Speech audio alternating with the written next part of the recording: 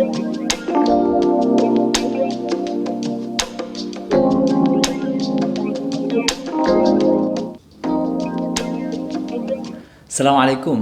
selamat datang di Rois Academy.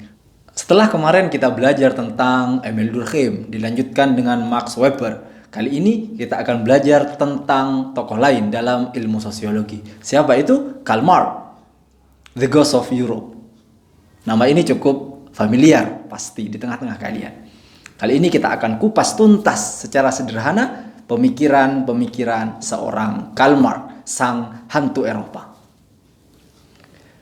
Kalau mau ditelisik, sebenarnya pemikiran Karl Marx ini muncul atau dilatar belakangi oleh dua tokoh besar atau dua aliran besar dalam ilmu filsafat. Yang pertama adalah Friedrich Hegel, yang kedua ialah Ludwig Feuerbach. Hegel mencetuskan aliran idealisme, sedangkan Feuerbach mencetuskan aliran materialisme. Dua aliran inilah yang nanti mempengaruhi pemikiran seorang Karl Marx. Idealisme berpendapat bahwa realitas adalah sesuatu yang ada di alam ide, bukan yang ada di alam materi. Karena apa-apa yang muncul di alam materi sesungguhnya berasal dari alam ide. Sehingga idealisme menyatakan bahwa the true reality is in ideal world. Hegel merupakan seorang pencetus aliran idealisme. Kenapa? Karena apa yang ada di alam materi, menurut Hegel dan idealismenya, ide adalah sebuah manifestasi dari apa yang ada di alam ide. Sehingga ide muncul duluan, baru dimanifestasikan dalam bentuk materi. Maka the true reality, menurut idealisme, the true reality is in ideal world. Maka tersebab realitas itu adalah sesuatu yang ada di alam ide, akan terjadi peperangan terus-menerus dalam ide. Sehingga akan menimbulkan ide baru. Ide dalam pikiran akan terus berulang-ulang untuk menciptakan inovasi, menciptakan perubahan, terus-menerus melakukan sebuah pemikiran. Karena realitas ada di alam ide dan sifat ide adalah terus-menerus mengalami perkembangan, terus mengalami perubahan, maka perubahan-perubahan yang ada di alam ide ia sebut dengan sebuah dialektika. Dalam dialektika ada 3 kalimat penting, ada 3 term yang sangat penting. Apa? Tesis, antitesis, dan sintesis. Karena sifat pikiran atau sifat ide yang terus-menerus mengalami perkembangan, ia akan melaksanakan apa yang Hegel sebut sebagai dialektika. Tesis merupakan ide awal yang dicetuskan oleh pikiran. Setelah adanya tesis, nanti akan muncul antitesis. Sebagai apa? Sebagai kontra ide awal. Jadi tesis adalah ide awal. Karena sifat ide terus mengalami perkembangan dan perubahan, maka kontra terhadap ide pertama itu disebut dengan antitesis. Setelah kolaborasi antara antitesis dengan tesis, nanti akan memunculkan sebuah sintesis. Jadi sintesis merupakan hasil kolaborasi antara tesis dengan antitesis. Pada akhirnya terus akan berkutat di situ. Karena proses yang terus-menerus ini, nanti sintesis akan kembali menjadi tesis. Setelah ia menjadi tesis, akan muncul lagi antitesis. Hasilnya akan menjadi sintesis. Terus kembali lagi menjadi tesis, akan terus begitu. Dan dialektika ini, antara tesis, antitesis, dan sintesis munculnya di mana? Di pikiran. Maka itu yang menjadi latar belakang pemikiran seorang Hegel dengan idealismenya. Feuerbach sekarang. Feuerbach berbeda lagi. Berbanding terbalik 180 derajat dengan seorang Hegel. Feuerbach menyatakan bahwa the true reality is in material world. Jadi yang muncul pertama kali itu sebenarnya bukan ide. Realitas adalah sesuatu yang ada di alam nyata.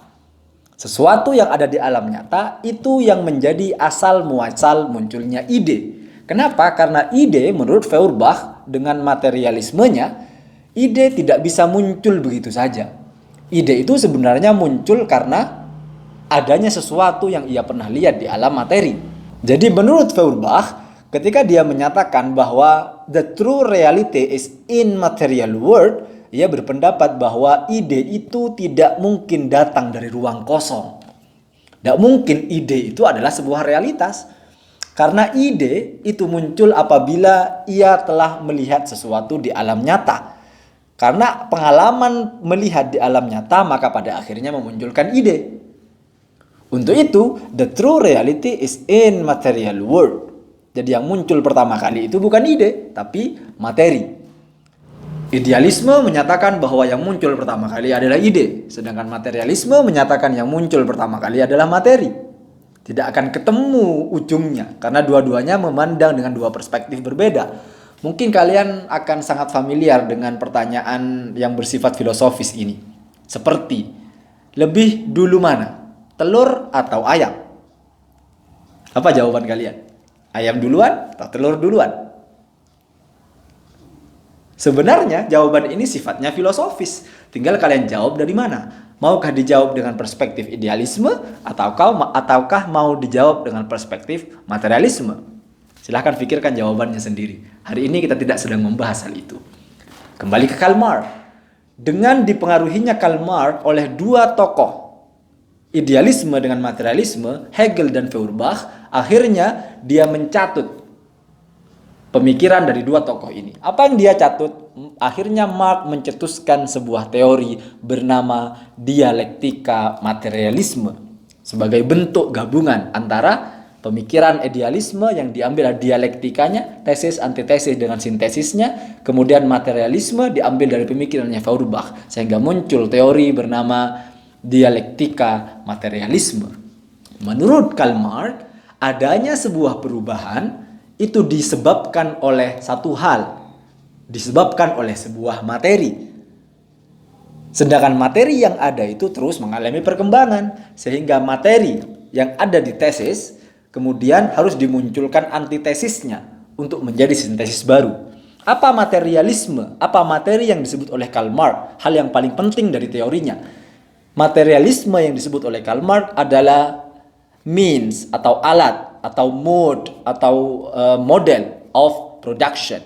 Untuk itu Karl Marx pada akhirnya mencetuskan sebuah gambar yang cukup fenomenal. Ia membuat apa yang dikenal sebagai House of Marx, rumah Marx. Apa yang disebut rumah Marx? Di situ ada dua, ada infrastructure, ada superstructure. Hal yang penting dalam rumah Marx adalah apa yang ia sebut dengan infrastructure. Fondasinya yang penting, kata Marx. Kalau ingin melakukan sebuah perubahan, maka yang paling penting adalah fondasinya. Fondasi akan menentukan apa yang ada di atasnya. Fondasi yang baik, ia akan menentukan bata apa yang digunakan. Kemudian langit-langit apa yang dipakai dan macam-macamnya. Maka untuk itu, kalau mau rumah yang bagus, yang pertama diperbaiki menurut Marx adalah infrastrukturnya, fondasinya dulu. Apa fondasi yang disebut Marx? Fondasi yang disebut Marx adalah mode of production. Karena ini adalah inti dari segalanya menurut Marx. Kalau mode of production itu dirubah, maka apa-apa yang ada di superstructure otomatis pasti berubah. Jadi apa saja yang ada di superstructure seperti agama, pendidikan, politik, kesehatan, kebudayaan, dan lain-lain semacamnya itu, ia tidak akan pernah selamanya dirubah. Jika apa? Jika infrastruktur tidak dirubah. Karena inti dari perubahan itu adalah faktor ekonomi, yakni mode of production yang ada di infrastruktur. Jika kalian merubah sistem pendidikan, sistem agama, sistem politik, sistem kesehatan, tapi sistem ekonomi tidak berubah, maka perubahan yang kalian lakukan itu akan sia-sia. Jadi perubahan akan sia-sia jika sistem ekonomi tidak berubah. Tapi sebaliknya, jika fondasinya dirubah, jika sistem ekonominya dirubah, maka otomatis yang ada di atasnya akan dengan sendirinya berubah. Apa contoh gampangannya? Contoh gampangannya, jika sistem ekonominya adalah sistem ekonomi yang kapitalistik, maka pendidikannya akan cenderung kapitalistik.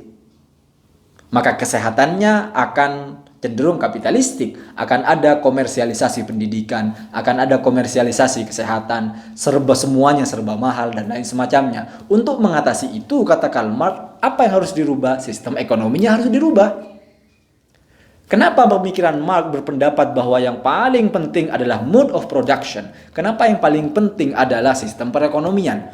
Karena hal ini tidak lain disebabkan dari sistem perkembangan manusia, atau hal ini disebabkan oleh sejarah perkembangan hidup manusia. Kalian bisa lihat di mind map yang saya bagikan di bawah House of Mark. Di situ saya cantumkan 4 sejarah tahap perkembangan manusia. Dalam sejarah perkembangan manusia atau tahap perkembangan manusia, tahap pertama yang dilalui manusia saat itu atau di Ancient Society, masyarakat di masa lalu, ada yang disebut dengan primitive community, masyarakat primitif. Saat itu di masyarakat primitif belum ada yang disebut dengan alat produksi. Kenapa? Karena sumber dari segala sesuatu adalah alam. Tidak ada kepemilikan saat itu. Karena sumber daya utamanya adalah alam. Dan alam adalah milik bersama. Semua orang pada zaman primitif atau pada masa primitif secara bebas bisa memanfaatkan alam. Jadi ciri dari primitive community adalah no ownership. Tidak ada kepemilikan. Karena semuanya tergantung pada alam. Karena semua orang tergantung pada alam, maka otomatis mereka secara bebas bisa memanfaatkan apa yang ada di alam. Jadi sumber daya alam dengan bebas bisa dimanfaatkan. Kemudian yang kedua, ya classless society. Masyarakat yang tidak berbasis kelas, karena semuanya secara bebas bisa menggunakan. Nah, ini yang diharapkan nanti oleh Karl Marx menjadi suatu panduan di masa depan. Masa depan berharap seperti itu. Dengan perkembangan mode of production, menurut Karl Marx, apa yang ia imajinasikan sebagai sebuah masyarakat ideal di masa depan adalah masyarakat yang classless society, seperti di masa primitif. Tapi dengan adanya perkembangan mode of production tentunya, tidak mungkin semuanya bisa memiliki alam. Jadi karena tidak ada kepemilikan, nanti di masa depan, di masyarakat yang imagine society, masyarakat yang digambarkan seorang Marx, nanti tidak ada kepemilikan. Jadi kepemilikan itu semuanya akan diakuisisi oleh negara. Karena semua sumber daya dimiliki oleh negara, maka negara nantinya akan membagikan semuanya kepada masyarakat, kepada penduduk dengan sama rata. Sehingga akan tercipta sebuah keadilan di masa depan. Menurut Marx itu adalah harapan seorang Marx di masa depan. Kelemahan di primitive communism adalah suku yang kuat ia akan bertahan, sedangkan suku yang tidak kuat dia nantinya tidak akan bertahan. Seiring berkembangnya waktu, mode of production berubah. Pada masa primitive community ini, mereka sistem perekonomiannya mereka bertahan hidupnya dengan apa? Hunting and gathering. Setelah zaman itu berubah dari yang awalnya hunting and gathering berubah ke agriculture. Pada masa perubahan antara hunting and gathering menuju agriculture, masanya juga akan berubah. Pada masa agriculture disebut dengan masa feodal, masa-masa kerajaan, masa feodal. Di masa feodal atau di masa di mana agriculture menjadi sumber utama, ada sesuatu yang penting. Apa yang penting? Tanah. Nah, mode of production, alat untuk memproduksi berubah. Yang awalnya semuanya bebas, sekarang bergantung pada tanah. Karena sistem pertanian, karena agriculture. Secara otomatis ketika ada orang yang penting, menganggap tanah menjadi penting, maka akan tercipta 2 kelas. Kelas pertama adalah pemilik tanah atau landlord, dan kelas kedua adalah workers atau penggarap tanah. Kelas kedua adalah penggarap tanah. Maka dengan adanya kelas pemilik tanah dengan kelas penggarap, disinilah asal muasal menurut Karl Marx, asal muasal munculnya class based society. Munculnya masyarakat berbasis kelas dimulai dari masa feodal. Karena apa? Karena ada perubahan. Karena ada perubahan mode of production dari yang awalnya hunting and gathering berubah menjadi agriculture. Setelah itu masyarakat pun berkembang. Saat itu agriculture menjadi tesis, muncullah antitesis. Karena seiring munculnya modernisme, yang awalnya orang menganggap bahwa tanah yang menjadi suatu yang paling penting, atau ketika orang menganggap bahwa mode produksi paling penting adalah tanah, pada saat munculnya modernisme, mode of production-nya juga berubah. Yang penting saat itu tidak lagi tanah. Pada zaman modern yang paling penting adalah 2, Yang pertama, mesin. Yang kedua adalah pemilik modal. Maka akan tercipta lagi dua kelas. Kelas pertama adalah kelas orang pemilik mesin dan pemilik modal. Sedangkan kelas kedua adalah kelas buruh. Ada buruh, ada pemilik modal. Dalam istilah Marx nanti akan disebutkan bahwa pemilik modal atau pemilik mesin ia sebut dengan bourgeois. Sedangkan buruh ia sebut dengan proletariat. Jadi nanti ini term yang penting untuk diingat dalam teorinya Karl Marx. Yang pertama adalah bourgeois, yang kedua adalah proletar. Adanya kelas based society dimulai dengan pemilik tanah, landlord, kemudian adanya penggarap. Di zaman modern, ketika ada pemilik modal dengan buruh, dua hal ini menciptakan adanya bourgeois dengan proletar. Ketika ada kelas based society, ketika ada masyarakat yang berbasis kelas, maka nanti akan memunculkan adanya dehumanisasi, kata Karl Marx. Akan pasti ada yang melakukan sebuah eksploitasi. Orang yang memiliki modal pasti akan melakukan tindakan dehumanisasi kepada buruh. Maka otomatis ini tidak akan pernah selesai, kata Karl Marx. Kalau mau selesai, otomatis si buruh harus melakukan sebuah perlawanan. Karena apa? Karena ciri dari kapitalisme yang ada di zaman modern, yang kaya semakin kaya, yang miskin semakin miskin. Karena adanya class based society dan terjadi dehumanisasi, nanti yang kuat akan menindas yang lemah. Bourgeois akan menindas yang proletar. Sehingga penting untuk proletar melakukan sebuah revolusi menurut Karl Marx. Kenapa? Karena pada zaman modern di mana sistem ekonominya adalah sistem ekonomi yang kapitalistik, di situ orang-orang bekerja fokusnya kepada uang. Ya akan fokus mencari uang, mencari uang, mencari uang. Sehingga yang kaya semakin kaya, yang miskin semakin miskin. Maka menurut Karl Marx ini adalah kondisi yang tidak ideal. Karena ada proses dehumanisasi, ada proses penindasan. Ketika ada proses penindasan, maka ia tidak akan pernah sejahtera. Yang sejahtera hanyalah orang-orang sekitar. Yang sejahtera adalah orang-orang tertentu saja. Siapa dalam hal ini? Pemilik modal atau bourgeois saja. Sedangkan proletar, dia akan selamanya miskin, akan selamanya tidak memiliki apa-apa. Kenapa? Hal ini mengacu kepada orientasi kerja. Kalau dulu pada masa primitif, orang bekerja itu tujuannya tidak untuk mencari uang, tapi untuk self-actualization, untuk aktualisasi diri. Sedangkan pada masa kapitalisme tujuannya adalah untuk mendapatkan uang, dan uang. Maka ini tidak ideal menurut Karl Marx. Sehingga nanti ketika tujuan bekerja adalah uang, dan uang, pada akhirnya akan menyebabkan sebuah alienasi atau mengalami keterasingan. Buruh akan mengalami keterasingan dari dirinya sendiri karena ia dieksploitasi oleh pemilik modal. Selain itu, penting menurut Karl Marx untuk melakukan sebuah class struggle. Pertanyaannya, kata Karl Marx, kenapa pada masa modern, saat kapitalisme merajai dunia saat itu, saat kapitalisme merajai saat sistem ekonomi kapitalisme merajai sebuah negara, kenapa tidak ada pemberontakan kelas? Kenapa tidak ada perjuangan kelas? Karena pada saat itu orang-orang sedang diberikan apa yang ia sebut sebagai false consciousness. Kenapa class struggle tidak terjadi? Karena tidak ada kesadaran. Karena tidak ada class consciousness. Kenapa tidak ada class consciousness? Karena orang-orang sedang diberikan false consciousness.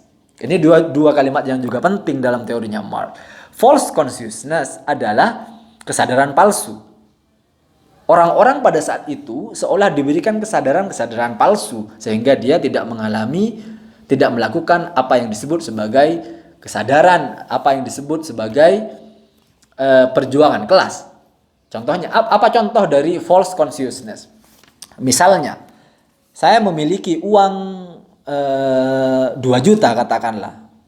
Kemudian saya berikan kepada orang tua saya tiap bulan 500.000. Ketika ditanyakan, gajimu berapa? Saya katakan gaji saya sungguhnya 2 juta. Tapi 1.500.000-nya saya infakkan kepada anak-anak yatim. Saya sumbang kepada yayasan. Sehingga apa yang saya peroleh sungguhnya hanya 500.000 ini. Sisanya saya berikan kepada, saya sumbangkan dan macam-macamnya. Agar apa? Agar saya dianggap oleh orang tua saya sebagai orang yang dermawan. Maka pada saat itu sesungguhnya saya sedang menanamkan false consciousness. Sebenarnya sebuah kebohongan, tapi diiming-imingi bahwa saya adalah orang yang dermawan. Termasuk kapitalisme saat itu. Jadi kapitalisme menanamkan sebuah false consciousness. Kalau saya bayar kamu sekian, karena di luar sana tidak ada yang berani bayar kamu sekian loh. Seolah-olah begitu sistem kapitalisme. Sehingga keuntungan banyak masuk kepada pemilik modal. Maka menurut Marx, ketika kebohongan itu nanti terbongkar, ketika janji-janji palsu yang diungkapkan oleh kapitalisme itu terbongkar, nanti akan muncul apa yang disebut sebagai class consciousness. Untuk itu, agar proletar menyadari hal itu dan merubah sistem perekonomian dan merubah kesejahteraan mereka, agar mereka terus menjadi lebih sejahtera, penting bagi mereka untuk melakukan class struggle. Bentuk dari class struggle yang ditunjukkan oleh Karl Marx adalah bentuk yang disebut sebagai revolusi. Maka penting untuk merubah revolusi sistem perekonomian. Untuk apa? Untuk merubah apa yang ada di superstructure, sebagaimana ada di House of Marx. Begitu kiranya apa yang disebutkan dalam teori seorang Karl Marx. Jika kalian ingin mengaitkan teori ini dengan fenomena pendidikan, saya beri bocoran. Kalian bisa melihat atau membaca sekilas apa yang dicetuskan oleh seorang Marxis bernama Paulo Freire dengan judul bukunya Pedagogy of the Oppressed atau Pendidikan bagi Kaum Tertindas. Silahkan dibaca dan kaitkan dengan teori seorang Karl Marx.